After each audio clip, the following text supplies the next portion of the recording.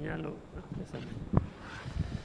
Bueno, pues buenas tardes ya a todos. Mi nombre es David Zanoletti, soy el responsable de Tecnología Accesible I+D en la Fundación ONCE, dentro de la Dirección de Accesibilidad Universal, y es un placer estar en moderar esta mesa de un tema, pues, además de interesante, como se suele decir, todo español tiene un entrenador dentro, o en este caso, la realidad yo creo que es que todo el mundo tiene una afinidad hacia algún deporte en alguna de sus facetas. Si a esto le unimos el tema de la tecnología, con lo que eso supone, con las posibilidades de acercamiento y de mejora de toda una serie de ámbitos que vamos a ver, a oír en esta mesa, pues esto hace el tema aún más apasionante.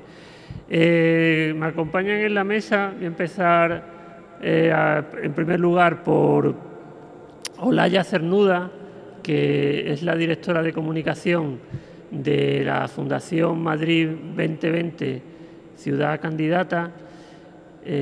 A continuación presento también voy a presentar a todos los ponentes y a continuación pues les voy dando la palabra para pues oírles a ellos, que son los que tienen algo realmente interesante que contar al respecto. A continuación, a mi izquierda tengo a Alberto Jofre, que es director gerente del Comité Paralímpico Español, una persona sobradamente con experiencia en el mundo de Paralímpicos. De hecho, fue medallista paralímpico, ha estado en 14, vinculado a 14 Olimpiadas, tanto de invierno o de verano, y supongo que una de las que más recordará será en sus distintas facetas, como ha sido de deportista, de entrenador o de jefe de expedición, de organizador de las de Barcelona 2012, lo cual que supongo que fue un reto muy significativo. A continuación, a mi derecha, tengo a Jesús García Callejo, que es el director técnico de ajedrez en la ONCE, puesto que desempeña desde el año 86 y con una experiencia sobrada en este campo, en un deporte tan particular y sin embargo a veces desconocido en facetas de la parte de la competición y de la organización. Solo se conoce superficialmente, pero sin embargo es un deporte paradigma de integración, y en el cual la tecnología también veremos que tiene un papel hoy aún más relevante de lo que tiempo ya viene teniendo, desde si cabe los años 90, que la tecnología dio ahí un salto. Por último, a la derecha en la mesa está Nuria Mendoza, que es profesora titular de la Universidad de Castilla-La Mancha. Ha sido directora gerente del Centro del CRE de Discapacidad y Dependencia de León, de San Andrés de Rabanedo, y es doctora en Ciencias del Deporte, con también amplia experiencia en la parte de medición, de control, de evaluación del rendimiento deportivo de las personas, y también con muchísima experiencia en el campo de las personas con discapacidad. Voy a comenzar por Olaya, a la derecha, dándole la palabra, y vamos a hacer un turno de cada uno, que tengamos nuestra visión del tema, y a continuación haremos una serie de preguntas que podamos entre todos ir contestando. Olaya, cuando quieras. Bueno, buenos días a todos, muchas gracias por venir, muchas gracias a todos los compañeros de la mesa.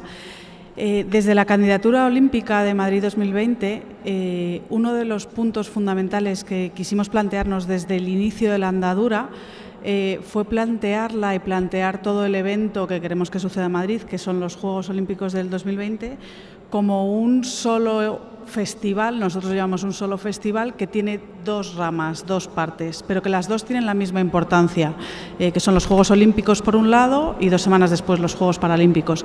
Lo hemos planteado siempre desde el primer momento como un evento inclusivo en el que queremos tomando un poco como referencia cómo han sido los Juegos de Londres, cómo queremos que se desarrolle ese un solo evento, no hacer dos eventos que sean por un lado uno los Juegos Olímpicos y otro los Paralímpicos, sino uno solo.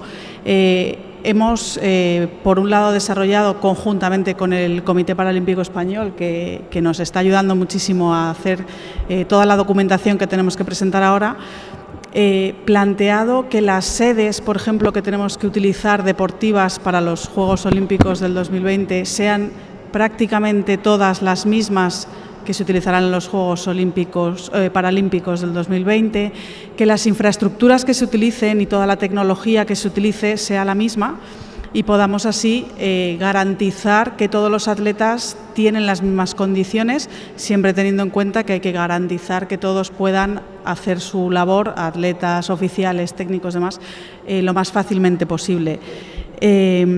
Por eso nos planteamos sedes conjuntas, infraestructuras conjuntas iguales y contamos con una ventaja muy importante, que es que Madrid, la ciudad de Madrid, en general toda España, pero particularmente Madrid, tiene una imagen, sobre todo fuera de España, en cuanto a ciudad inclusiva y ciudad accesible, muy favorable. Eso, como ciudad candidata, nos favorece mucho, sobre todo teniendo en cuenta que las dos rivales que tiene Madrid ahora mismo son Estambul, que no lo es, y Tokio, que no lo es tanto como Madrid.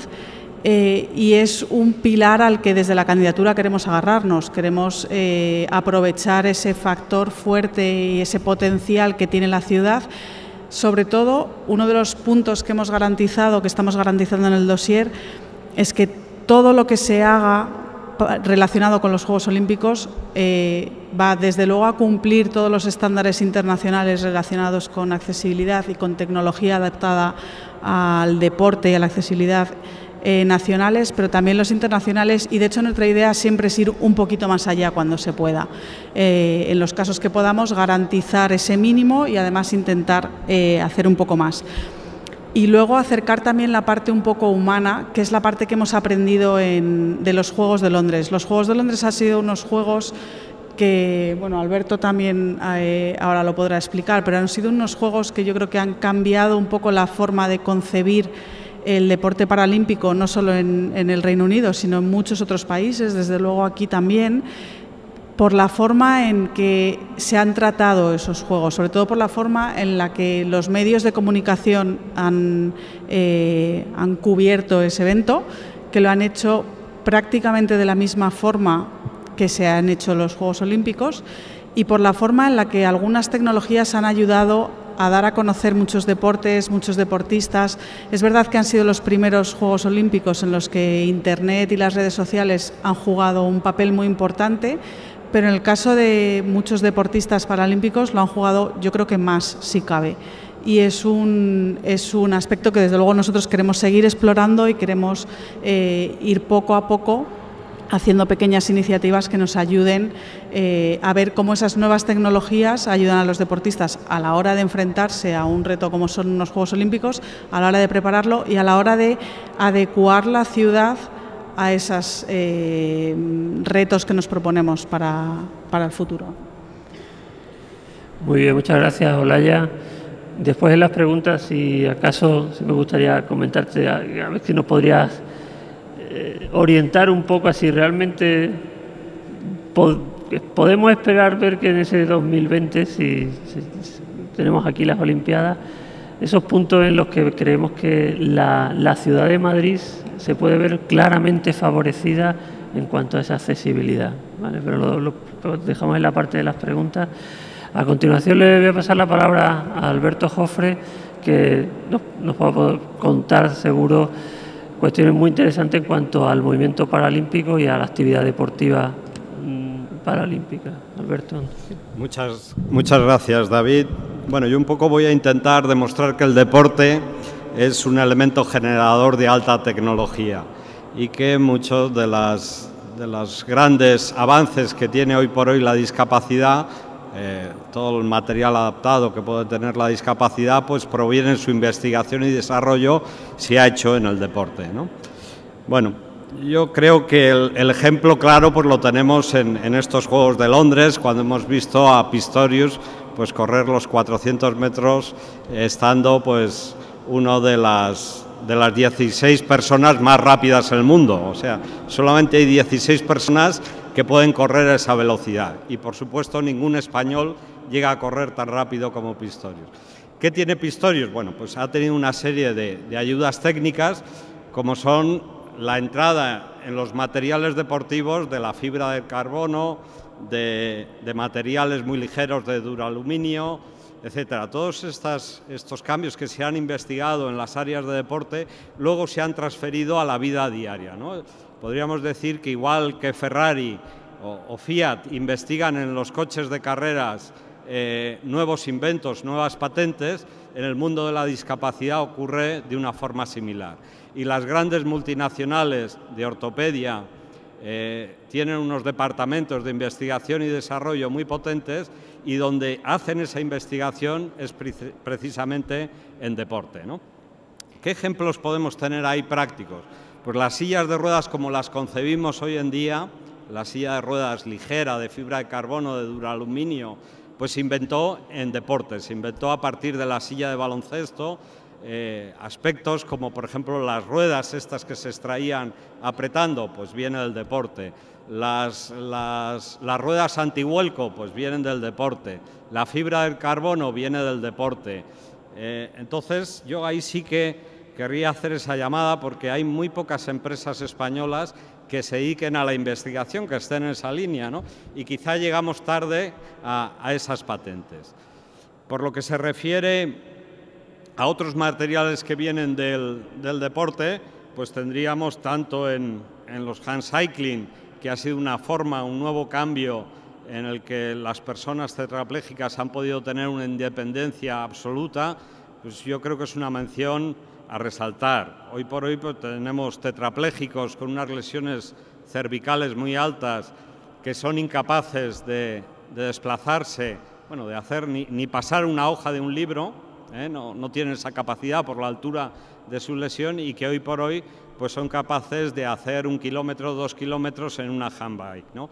Eso se ha logrado pues gracias a unas investigaciones biomecánicas de los restos musculares que le quedan a esas personas con lesiones medulares muy altas y ver qué material y de qué forma, a través de esos estudios biomecánicos, pueden llegar a tener esa autonomía y esa independencia de, como he comentado antes, de hacer 1 kilómetro y dos independientemente cuando no son capaces en su vida diaria de pasar ni una página de un libro, ¿no? Que se desplazan con una silla de ruedas eléctrica que la mueven con la boca, ¿no? Pero también hay otros cambios que han hecho cambiar a la tecnología, a la alta tecnología del deporte, que se han aplicado a la inversa, ¿no? Se han cogido de sistemas tradicionales que ya estaban, como por ejemplo los dispositivos Bluetooth, ¿no? Pues estos están inventados, no vienen de la discapacidad, pero la discapacidad sí que los ha cogido. ¿Dónde se emplean? Pues en esquí alpino, en las pruebas de descenso, pues va un corredor vidente y detrás va el corredor ciego deficiente visual. Estos corredores pues alcanzan distancias de 100 kilómetros por hora. Para una persona que no ve, ir a 100 kilómetros por hora, dependiendo de un guía que le va trazando el camino, pues se necesita una comunicación que no tenga ningún fallo, perfecta, con un sonido. Bueno, pues la discapacidad ha encontrado este sistema en los Bluetooth, ¿no? Y hoy por hoy pues las carreras de esquí han mejorado sus resultados muchísimo gracias a esos dispositivos. Aunque está aquí Nuria Mendoza, que luego supongo que nos hablará, en el Centro de Referencia Estatal de San Andrés de Rabanedo, en León, pues se ha inventado un sistema para practicar la boccia de forma virtual, ¿no? De esta forma pues se pueden ir corrigiendo errores técnicos, se pueden ir corrigiendo jugadas, se pueden ir corrigiendo tácticas sin tener un contrario, ¿no? Este sistema virtual pues facilita que ese deportista se vaya entrenando solo y luego ya ponga en práctica su trabajo. Entiendo que Nuria luego nos comentará mucho más. Otro programa de alta tecnología que se está estudiando, que se está trabajando en deporte, es el programa R1K, que es de análisis técnico y táctico.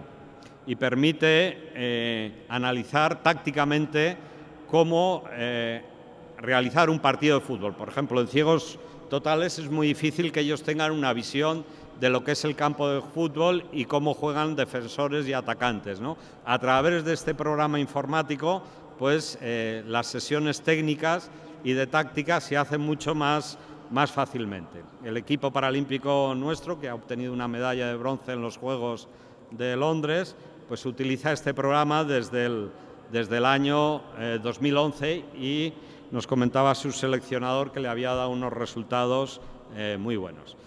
Otro programa informático de alta tecnología que utilizamos en el equipo es el DARFIS, que consiste en una estandarización de todos tus movimientos con cámaras de alta velocidad. Tú vas realizando un gesto deportivo y nada más acabar de hacerlo puedes ver en cámara lenta cómo lo has hecho y compararlo con gestos deportivos que se consideran idóneos, ¿no? Eso te da un feedback inmediato de cómo has realizado ese gesto deportivo. Para explicarlo en palabras más llanas, tú haces un saque de tenis y lo puedes hacer mejor o peor según tu altura, según tu potencia, según el tipo de raqueta que tú utilices, ¿no? Pues tú haces ese saque, tienes esa cámara, ese programa informático que te dice los errores que tú has cometido nada más hacer ese saque. Por lo tanto, este programa DARFIS pues es otro elemento que nos ayuda muchísimo en la preparación de nuestros deportistas.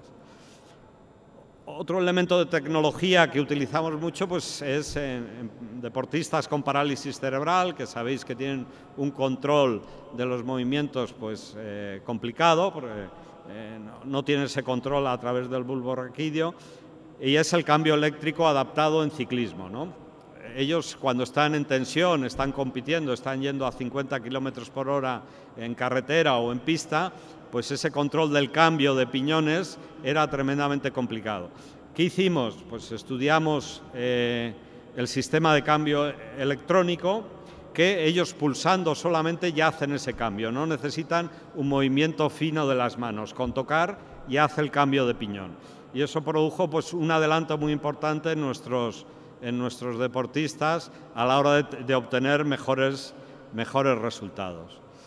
Otro elemento de tecnología que se ha incluido en el deporte pues son las salidas con flash. Las personas sordas pueden competir, pero no tienen ninguna deficiencia física con personas sin discapacidad, pero el mayor problema que tenían era, lógicamente, el oído, que no oían las salidas en atletismo, en ciclismo, en natación, ¿no? A partir de este sistema que se sincroniza con la pistola de salidas o con el silbato, depende de las modalidades deportivas, las personas con deficiencia auditiva pues pueden hoy por hoy competir sin ningún tipo de problemas. Bueno, hay multitud de alta tecnología que se utiliza en el deporte. El deporte, su máxima es ir por delante del resto de países. O sea, si ponemos un ejemplo, Johnny Bismuller, que obtuvo 5 medallas de oro, hoy por hoy no entraría en una final paralímpica, con las marcas suyas. Una persona que genéticamente tenía un cuerpo extraordinario, hoy en los Juegos de Londres no entraría en una final con personas con discapacidad, en inferioridad de condiciones. ¿Por qué no entraría? Pues porque la tecnología hace que el deportista obtenga unos rendimientos muy superiores. Y esa tecnología pues abarca todos los campos del conocimiento, abarca la fisiología, abarca la biomecánica, abarca los materiales deportivos, abarca la alimentación, abarca la psicología, abarca todo, porque la intención es que tú llegues a la excelencia, llegues a las máximas mejoras. Y ahí la tecnología pues interviene de una forma muy decidida. También en los Juegos pues hemos visto sistemas de altísima tecnología que gracias al deporte pues hoy por hoy los tenemos muy extendidos, ¿no? Sistemas de alta tecnología de sistemas informáticos de inteligencia artificial que se vienen celebrando. Bueno, yo ya en los Juegos de Barcelona hace 20 años ya utilizamos sistemas informáticos de inteligencia artificial para la gestión de pruebas, para la gestión de alojamientos, para la gestión de transportes. Hablo de hace 20 años, Hoy en día pues esto está mucho más estandarizado y quizá ya son de un uso mucho más diario, ¿no? Pero se probaron ahí. Sistemas en Barcelona, ya se utilizaron sistemas de touch screen, de utilizar las pantallas. Fue la primera vez que se utilizaron de forma masiva el que tú tocabas la pantalla de ese ordenador y ibas gestionándolo, ¿no? Sistemas de voz ya se utilizaron hace 20 años. En Londres pues hemos visto magníficas pantallas gigantes con sistemas LED que hoy en día, bueno, pues son más habituales utilizar, ¿no? Pero donde nacieron fueron en el deporte. En el deporte se necesitaba esas grandes pantallas que no se necesitaban en otros ámbitos de la vida diaria, y que fue el deporte o la tecnología del deporte el que creó la necesidad y ahora se ha ido extendiendo paulatinamente. Bueno, yo podría enrollarme horas y horas, pero es un tema que me apasiona, pero creo que tenemos que dejar al resto. Muchas gracias.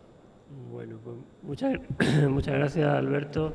La verdad que lo que podemos ver rápidamente es el inmenso, la cantidad de oportunidades de analizar, de ir entrando en ramas y ramas en las que se puede profundizar gracias al deporte o dentro del deporte, y que después es extrapolable a la sociedad todos los avances que ahí se van obteniendo.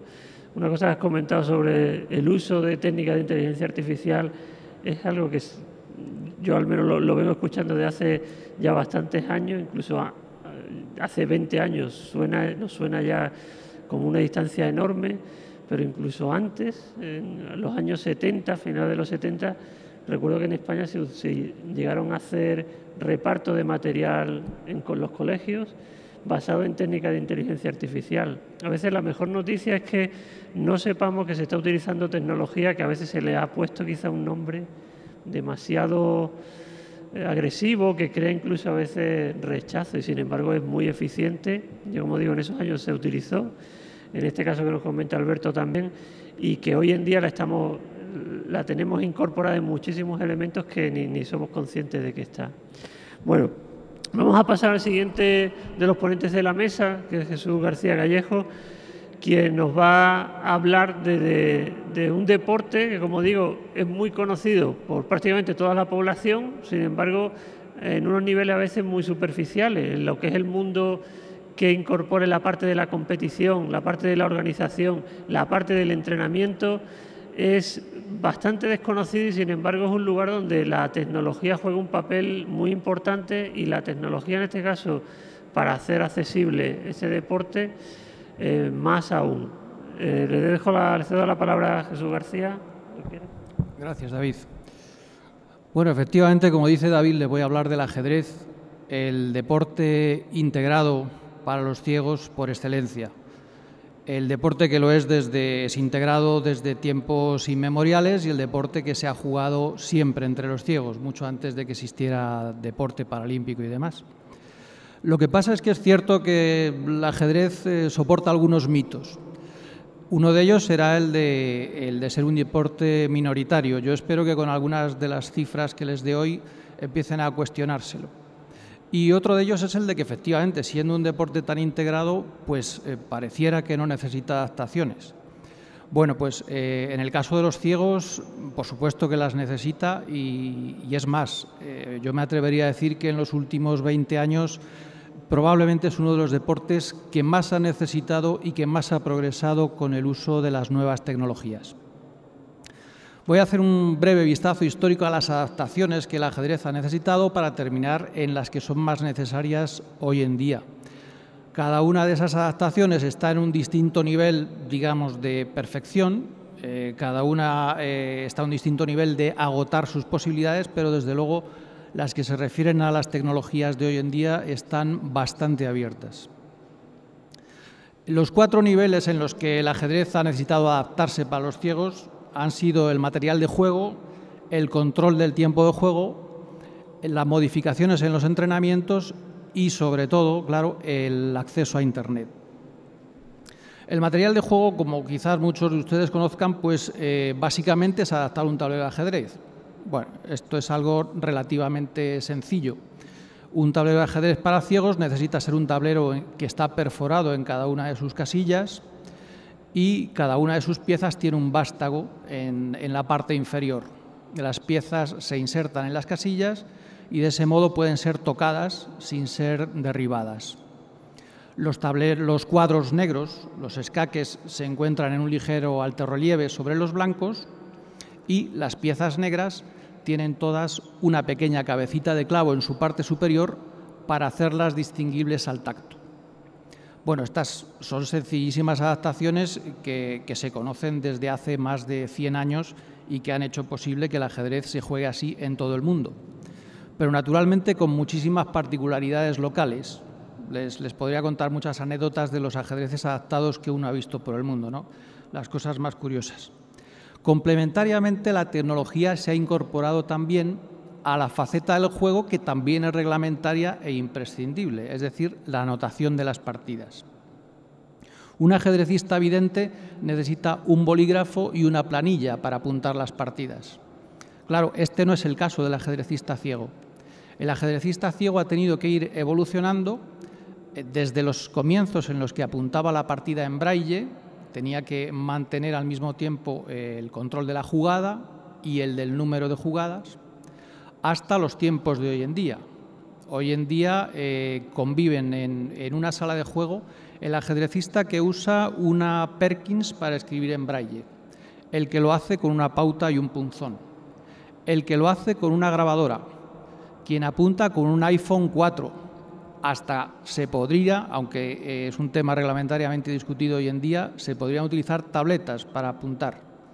Y esto convive con el que utiliza un ábaco para seguir el número de jugadas.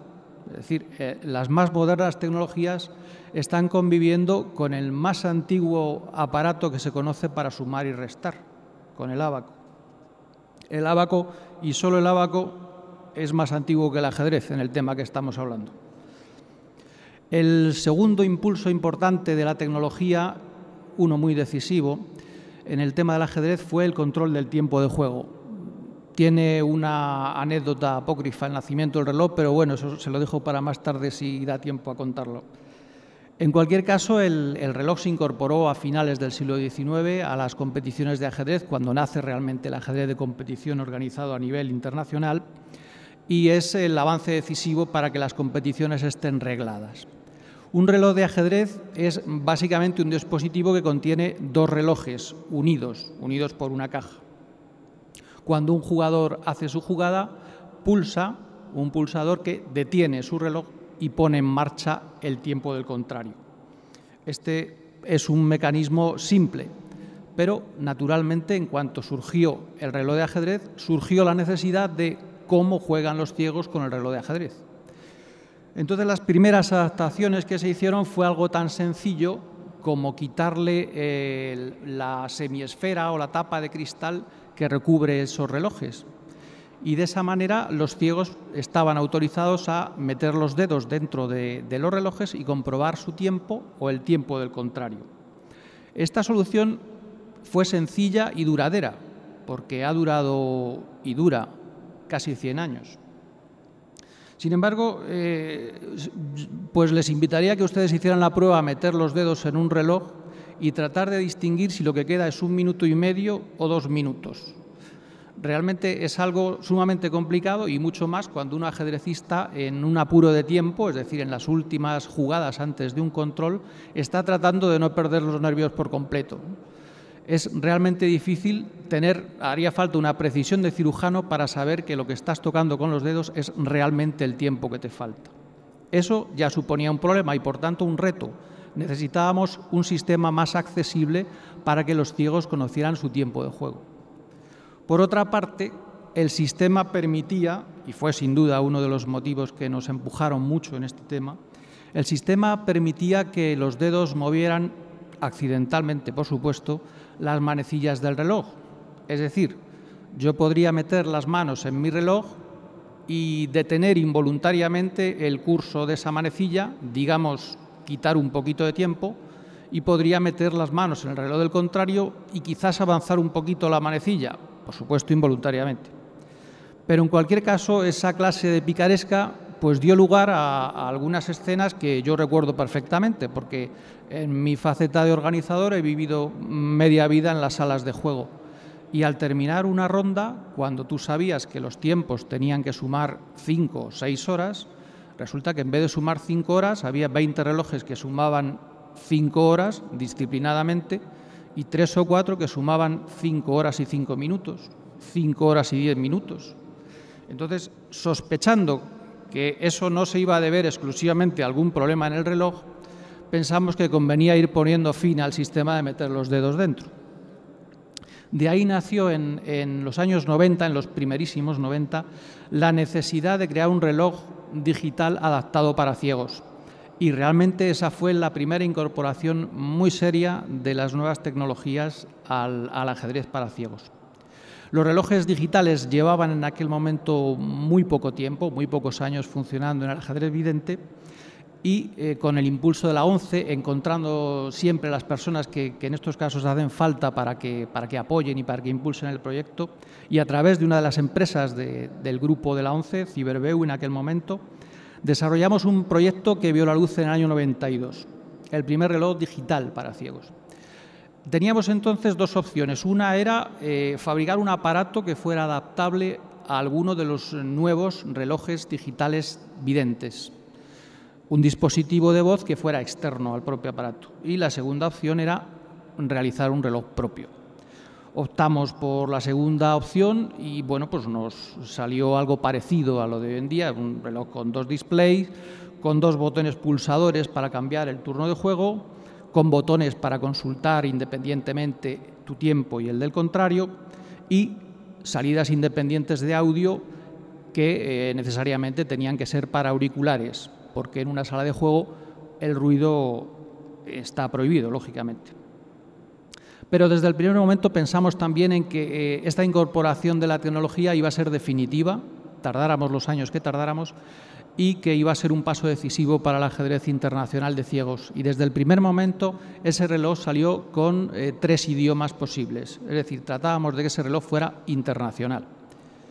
Bueno, tuvimos que superar desde esos años 90 pues, la fase de infancia y adolescencia del reloj, con todos los problemas que se asocian a esas edades, pero creo que hoy en día ya los hemos superado. Estamos hoy en la 4ª serie, hoy tenemos un reloj digital que llamamos Kaisa, en honor a la musa del ajedrez, y ese reloj se empieza a imponer a nivel mundial. La verdad es que es un orgullo poder decir que la Olimpiada de Ajedrez para Ciegos, que se ha disputado muy recientemente, en agosto de 2012 en la India, ha sido la primera competición que se ha disputado por completo con estos relojes, con relojes digitales para ciegos y además españoles.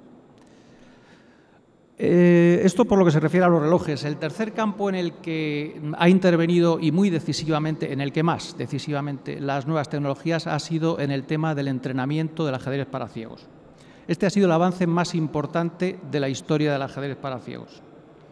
Hasta los años 80 el entrenamiento de los ciegos se desarrollaba con entrenadores, con revistas de ajedrez, con enciclopedias de apertura y sobre todo con un libro, una revista semestral que se llamaba el Informator de ajedrez.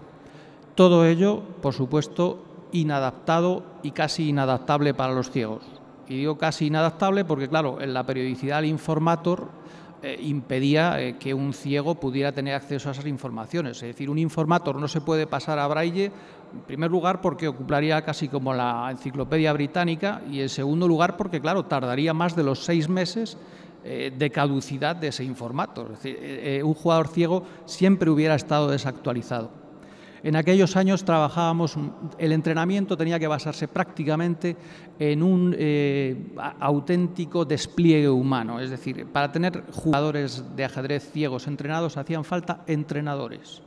Y en esto básicamente tenía que... En aquellos momentos sí que cuando los ciegos decían si no somos mejores es porque no tenemos acceso, tenían razón.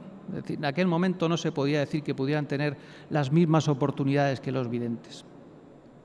Sin embargo, a partir de la irrupción de los ordenadores, las cosas cambiaron mucho. Realmente el ajedrez y la informática contrajeron matrimonio muy serio. No solo en el ajedrez de ciegos, por supuesto, especialmente en el de videntes. El match de Kasparov contra Deep Blue en el año 1997 yo creo que cambió las cosas de una manera definitiva.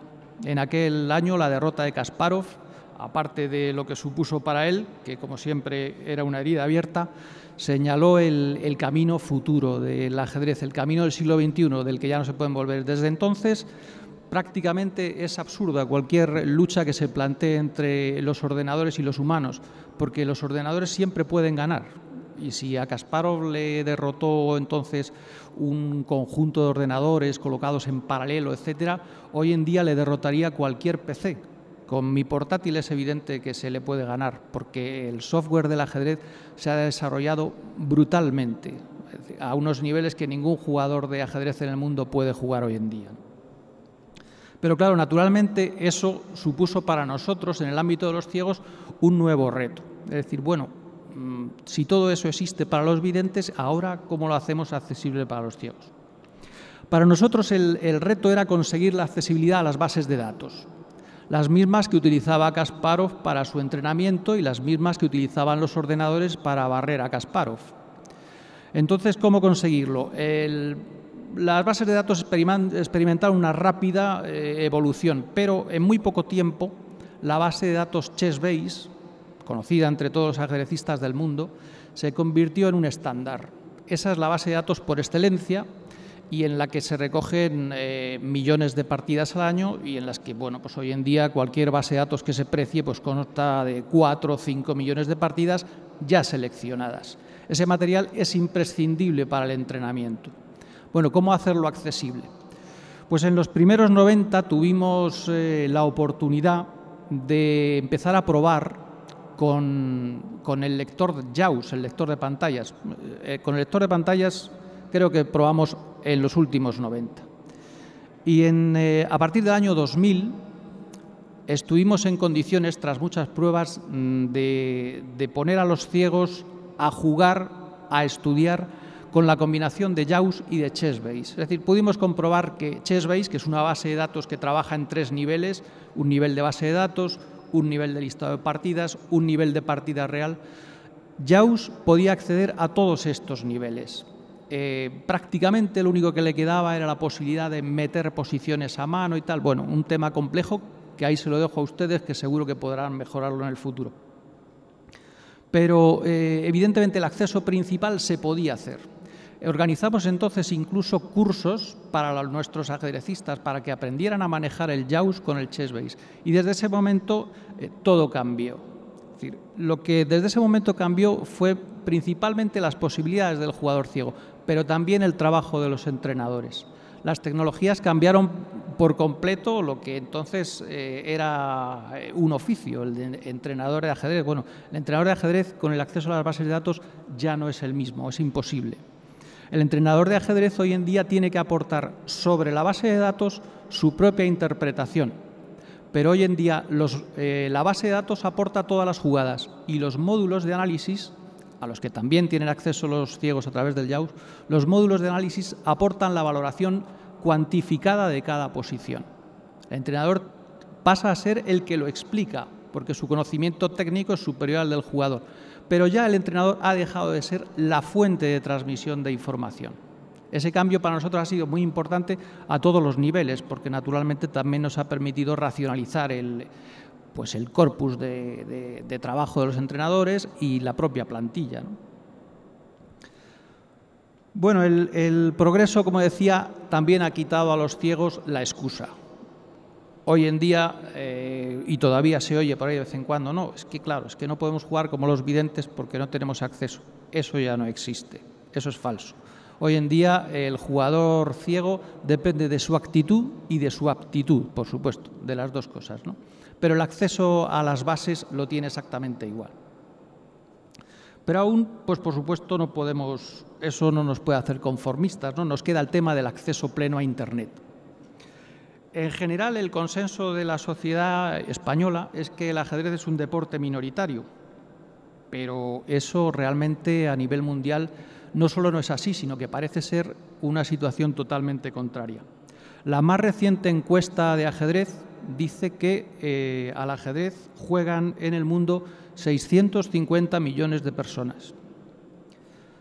Hay más de 90 millones de jugadores en la India, una cifra similar en China y pues cifras también escandalosamente altas en Rusia y países del este. Pero lo más importante es que en estos años el desarrollo del ajedrez en Internet ha sido tremendo. Es decir, ya digo que el ajedrez y la informática han sido un matrimonio y un matrimonio para muchos años. Diariamente se juega 1 millón de partidas al ajedrez. No creo que haya ningún deporte en el que diariamente se jueguen 1 millón de competiciones. O sea, ni siquiera al fútbol, por supuesto. Acceder a ese ajedrez al que se juega en Internet ahora es nuestro próximo reto.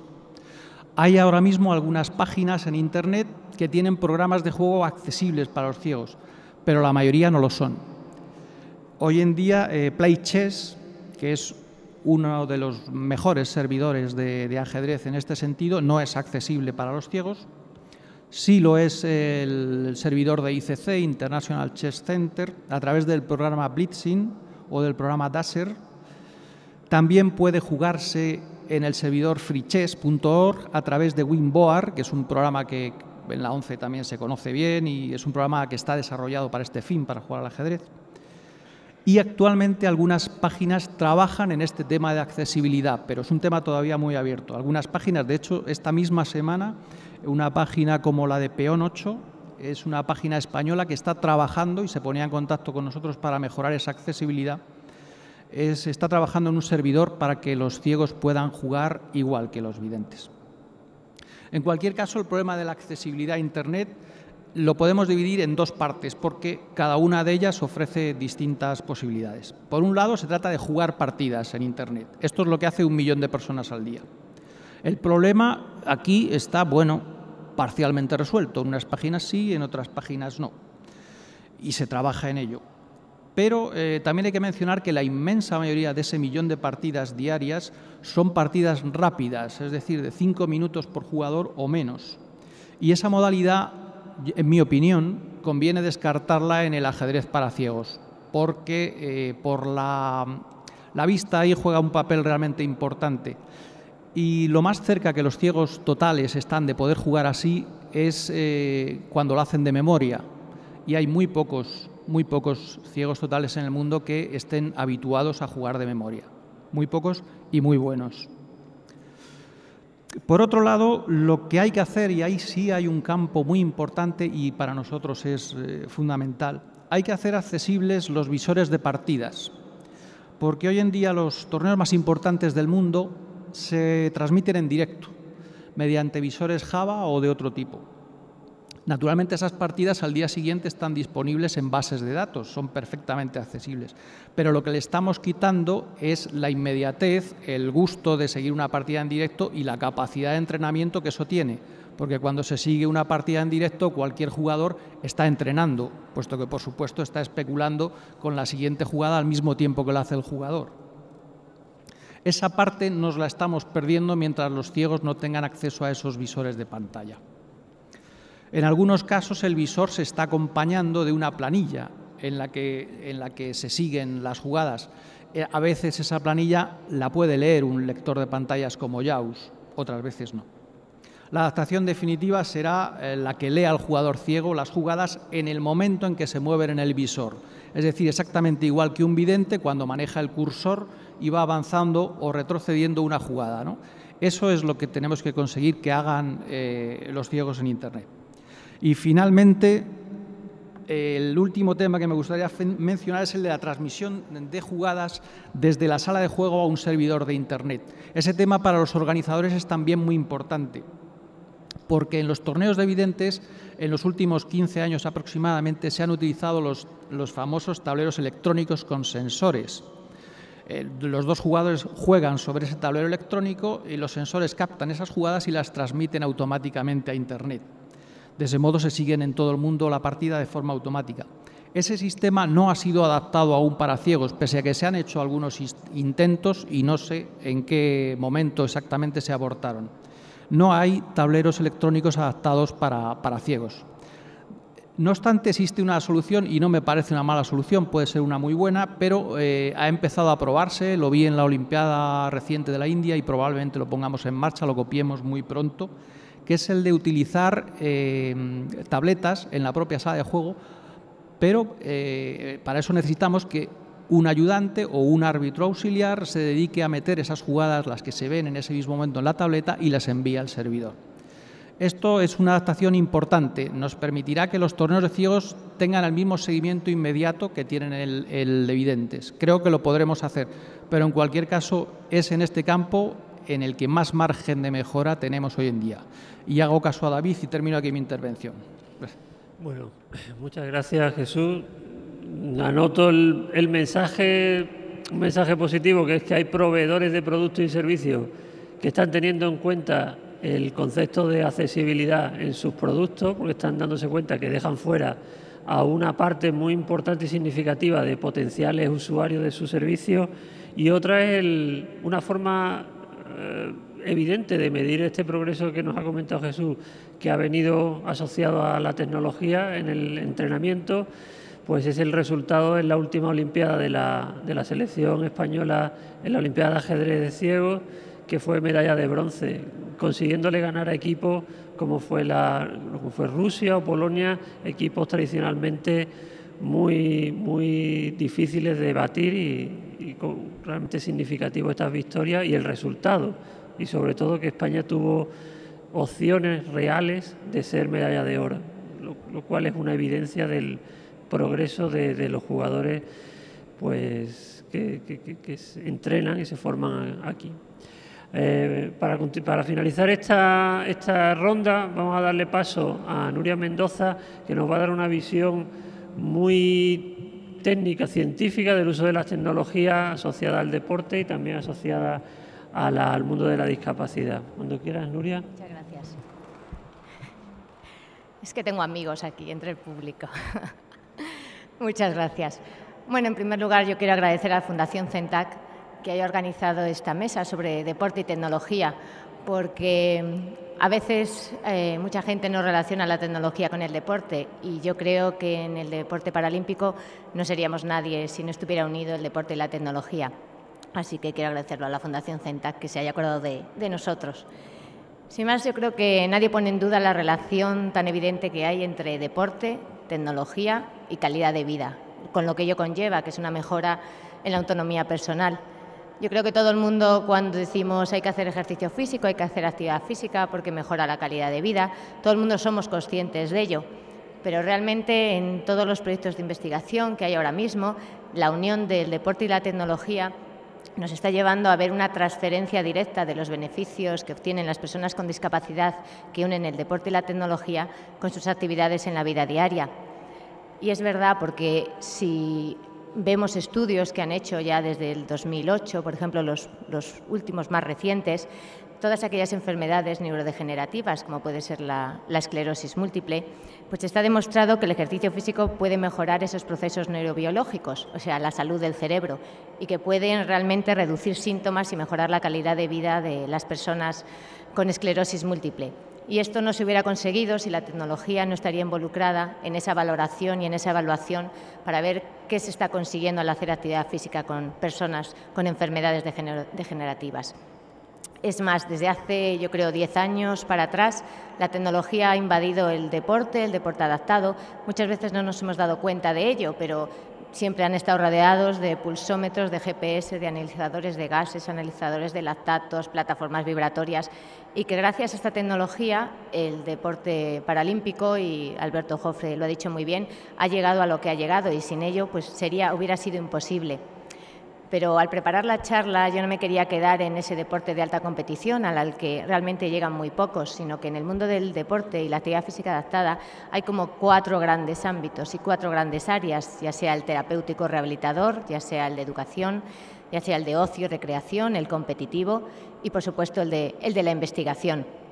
Entonces, nosotros de hace 5 años para aquí creamos una línea de juegos virtuales, como bien ha dicho Alberto, donde creamos 2 juegos que se pueden jugar con el mando de la Wii, totalmente accesible, donde todas las herramientas de accesibilidad están implicadas en estos juegos virtuales que puedes descargarte de la red gratuitamente.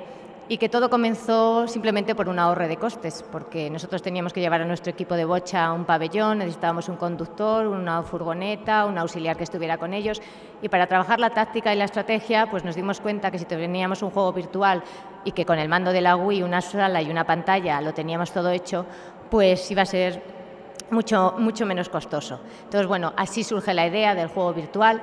Y no solo eso, luego se hizo un proyecto de investigación con el equipo de fisioterapia del centro y se vio que realmente el manejo y el uso del juego de la bocha, que es como la petanca, íbamos a conseguir una mejora en la coordinación fina, en la coordinación gruesa, una mejora en la activación muscular del músculo bíceps braquial de los usuarios con grave discapacidad física, simplemente jugando a ese juego que era la bocha. Es decir, lo que partíamos simplemente de una parte de ocio, de estrategia, de mejora de táctica, conseguíamos una transferencia directa en su rehabilitación de una forma mucho más amena y mucho más divertida y simplemente jugando a la bocha. A partir de ahí se creó otro juego virtual que fue el slalom, que el slalom es hacer un circuito en una silla de ruedas en el menor tiempo posible y donde un proyecto de investigación que también llevamos a cabo era si había una transferencia directa entre el manejo del joystick cuando estabas jugando al juego con el circuito en la silla de ruedas con el manejo de la silla de ruedas para aquellas personas que tenían problemas a la hora de manejarlo. Y realmente pues hemos visto también que hay evidencia científica y que hay diferencias significativas y que sí existe una transferencia directa de ese juego virtual con el manejo de la silla de ruedas. Todo esto viene porque no solamente es hacer deporte porque sí y utilizar la tecnología, sino que la tecnología sobre todo lo que nos sirve es para analizar y valorar y evaluar lo que estamos haciendo, si realmente funciona o no. Nosotros manejamos un software complejo que es el Biometrics, de muy fácil utilización, donde medimos un pre y un post para ver si las personas con discapacidad que realizan deporte consiguen o no consiguen mejorar o qué tipo de entrenamiento es más adecuado para ellos. Y con todo ese software quedan los datos totalmente validados, totalmente fiables y gracias a ello conseguimos pues, que las personas que, por ejemplo, hacen un entrenamiento de fuerza, vemos que mejoran esa fuerza y a la vez vemos que luego son capaces de coger la cuchara mejor para comer, poder peinarse mejor, poder vestirse mejor. Es decir, que la tecnología está totalmente transferida después a sus actividades de la vida diaria. Por otro lado, también a la hora de evaluamos productos de apoyo y con GINAT y Escaras, bueno, pues nosotros junto con el Hospital de Parapléjicos teníamos una manta de presiones donde lo que medíamos en un principio, el hospital lo que medía era el centro de gravedad para ver el tipo de presión que tenían las personas que iban en sillas, si estaban bien sentadas, si estaban mal sentadas.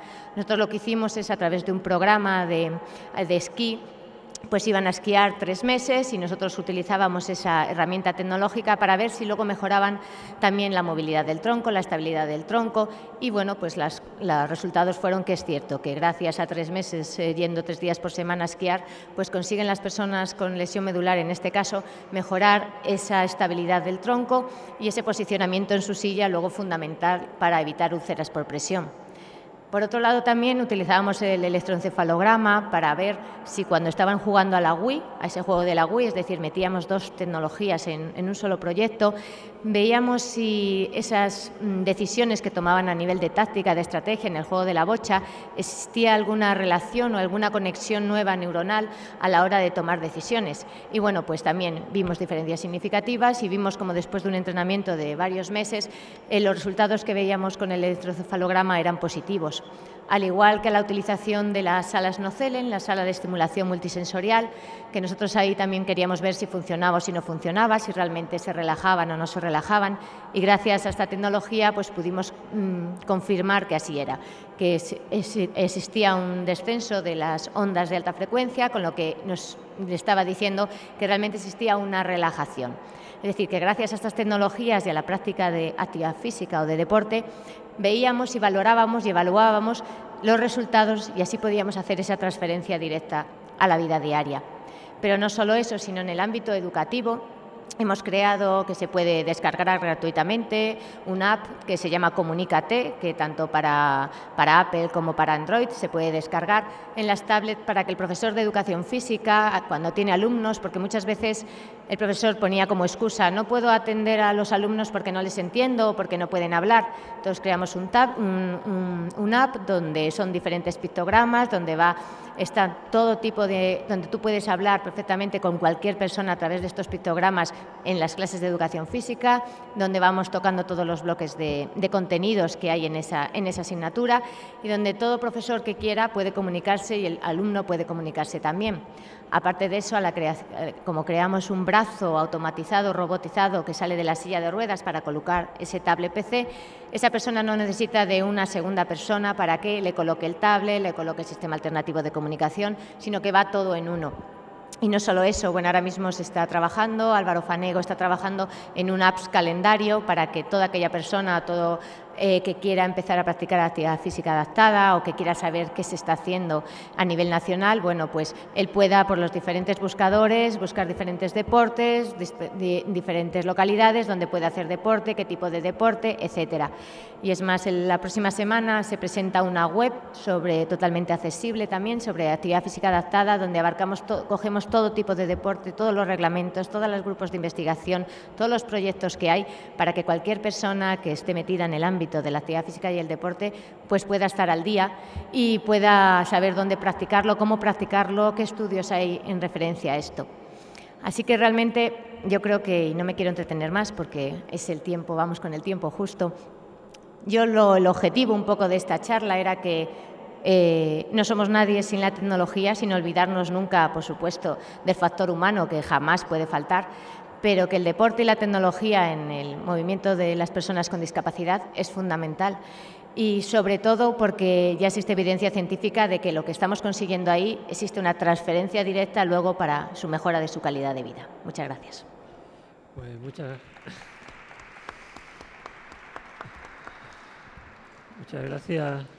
gracias Nuria por tu exposición.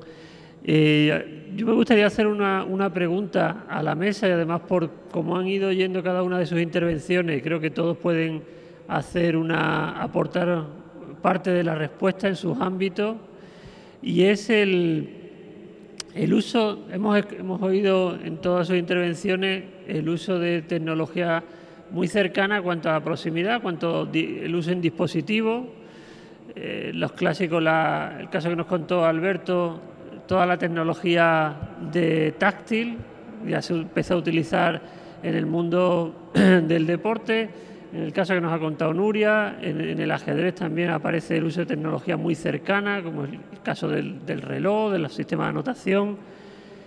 Sin embargo, un factor que seguro yo creo que Alberto es lo que ha sido el presente en Londres y nos podrá hacer algún comentario del uso de la potencia de Internet como canal media, como canal de difusión, de acercamiento del deporte paralímpico, en este caso, la potencia que tiene. Olaya nos podrá comentar cómo eso se prevé en el futuro aquí en Madrid, porque imaginamos que estará presente, de aquí al 2020 no va a desaparecer todo este movimiento de las redes, de las redes sociales, de Internet. Y en el caso de Nuria, sí me gustaría también escuchar su opinión sobre cómo utilizan esa potencia de la compartición de información y de experiencias que se tiene ocasión gracias a Internet. Y en el caso de Jesús del ajedrez, bueno, hemos oído lo que supone ya el juego de ajedrez en Internet, los millones de partidas. Pero si queréis hacer un comentario al respecto a este uso tan potente del canal de Internet y de esa red social que está tras él. Alberto, si quieres empezar. Bueno, pues sí, los hábitos de ver la televisión en el mundo y en España pues están cambiando, ¿no? Hoy en día, pues hablamos con la directora general de RTV.net y nos comentaba que ellos han detectado que los jóvenes ya no ven la televisión quizá como la veíamos nosotros, que nos sentábamos en el salón y ahí se veía la televisión en familia. Los jóvenes actuales pues eligen cuándo ven la televisión y cuándo ven el programa. Y de ahí eso se ha notado mucho en los Juegos Paralímpicos, ya los de Vancouver de invierno, 2012 como estos de Londres. Y nos decía la directora general que ella lo que ha observado es que las audiencias que había de deporte olímpico y de deporte paralímpico cada vez se iban reduciendo, y la explicación que daba era que el deporte paralímpico está más arraigado en personas jóvenes que deciden ver la televisión o la actividad deportiva cuando ellos quieren, ¿no? Y de ahí la gran ventaja de Internet. Televisión Española pues retransmitía 5 canales de deporte paralímpico a la misma vez. Podías ver 5 deportes a la misma vez.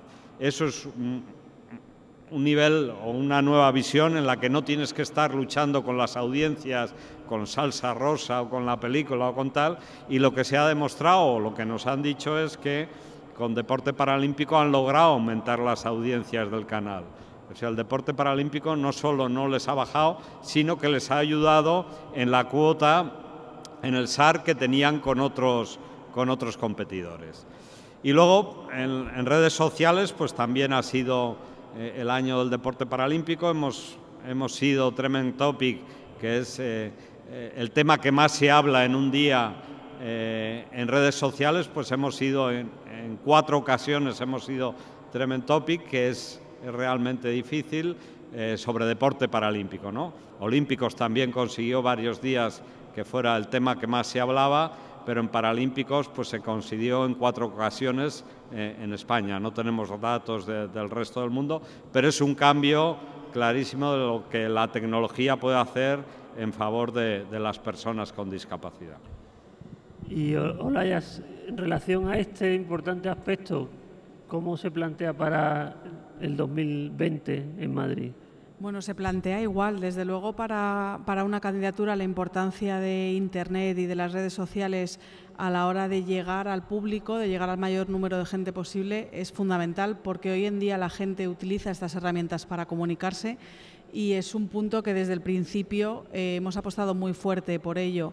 De aquí al 2020 evidentemente se seguirá apostando mucho por ello. Lo que no sabemos es cómo va a ir evolucionando. Desde la candidatura estamos muy pendientes de qué otras nuevas herramientas surgen, y desde luego surgirán algunas que ahora mismo no podemos ni imaginar en estos 8 años que faltan, y lo que haremos será ir viendo cómo van surgiendo estas nuevas tecnologías para tratar de adaptarlas lo mejor posible a explicar y seguir explicando y comunicando a la gente y a los deportistas cómo pueden vivir y cómo pueden aprovechar unos Juegos Olímpicos. En Londres, desde luego, los propios deportistas, yo creo que uno de los grandes éxitos, como antes comentabas, de estos Juegos Olímpicos es que el hecho de que muchas veces fueran los propios deportistas los que contaban en Internet y en redes sociales lo que estaba pasando. No solo veías en la tele la prueba en cuestión, la prueba que fuera, sino que veías después lo que el propio deportista pensaba, lo que decía,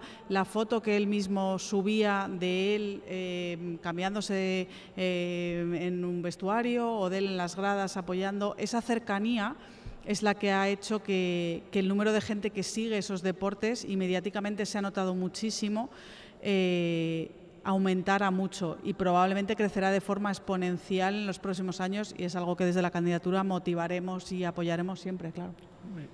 Y Nuria, en vuestra experiencia, esa posibilidad de compartición de experiencia, de información, ¿la estáis pudiendo o veis posibilidades de aprovecharla en la actividad que lleváis a cabo? Sí, por ejemplo, bueno, todos los que nos dedicamos a este mundillo desde hace ya bastantes años, pues nos dimos cuenta que cuando salías al extranjero, bueno, sobre todo en Europa, pues todo el mundo tenía una asociación en la que podían ir, recoger información, conocer los nuevos proyectos. Entonces, por eso fue la idea de crear la Asociación Española de Deporte y Actividad Física Adaptada, EDAFA, que la presentamos el miércoles, y esa página web accesible donde todo el mundo va siempre a la página web del Comité Paralímpico, que está fenomenal, pero queríamos darle un enfoque también de marcar todos los proyectos de investigación, porque en España España se hace muchísimo, estamos a un nivel muy alto, pero muchas veces no se sabe porque se publica en revistas internacionales y a veces en las revistas nacionales no sale todo el trabajo de investigación que se hace en este campo, que es grandísimo.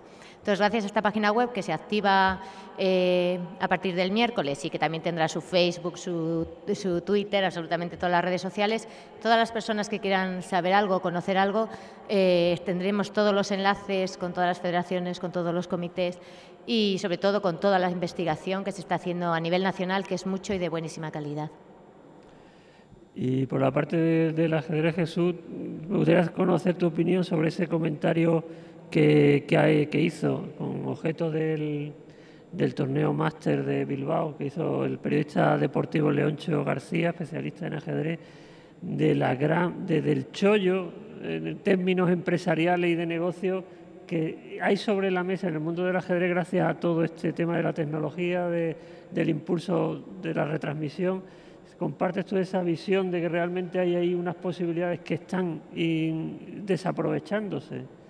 Sí, claro, lo comparto y es que además es solo cuestión de números.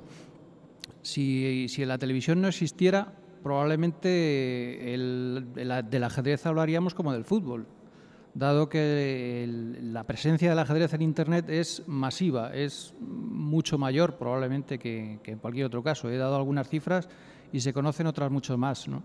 Está muy asociado, es decir, la capacidad de información inmediata, la capacidad de seguimiento de los torneos, pues se ha hecho de Internet el ámbito favorito del ajedrez. Eso tiene que ser así. Naturalmente, como en Internet está tan por desarrollar una vía grande de negocio, evidentemente aquí no hablamos solo de deporte, sino de otras muchas más cosas, en Internet es un campo en el que todavía el negocio, digamos, que está empezando, pues el ajedrez seguirá el mismo camino, pero desde luego estoy muy, muy convencido de que todo el apoyo y la asociación que el ajedrez tenga con empresas, con patrocinadores, con demás, muy, muy probablemente venga a través de Internet, por supuesto.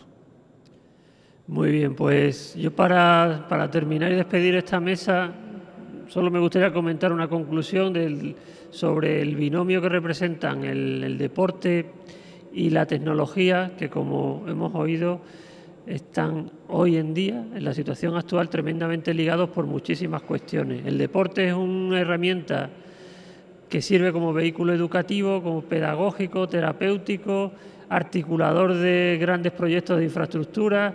En definitiva, es una herramienta muy útil para la sociedad y en el caso de incorporarle de una forma tan clara y tan fuerte las tecnologías, lo que lo convertimos o lo que seguimos impulsando es que sea también el deporte un deporte integrador, un deporte que realmente sea para todos, pero no solo por una cuestión de un mensaje a lanzar, sino por una cuestión objetiva. Es una actividad integradora por el interés que suscita en la sociedad, por los beneficios que revierte en la sociedad. Hemos oído los casos de las líneas de investigación y avances que nos están llegando gracias a esos procesos de investigación, esos trabajos que se desarrollan en actividades muy concretas, en líneas del deporte y que al final revierten en todos, porque toda la sociedad está expuesta a beneficiarse de esos avances. Y por tanto siempre será una línea interesante a apoyar y muy divertida, porque a quien no le gusta la parte de show, la parte de divertimento, de entretenimiento, de ocio que ocupa el deporte, es algo que nunca debería de estar restringido a nadie por sus circunstancias físico-sensoriales o específicas. Debería de ser realmente estar disponible para todos. Muchas gracias a todos y sobre todo gracias a los ponentes que aquí me acompañan hoy por su participación y por todo lo que nos han contado. Gracias.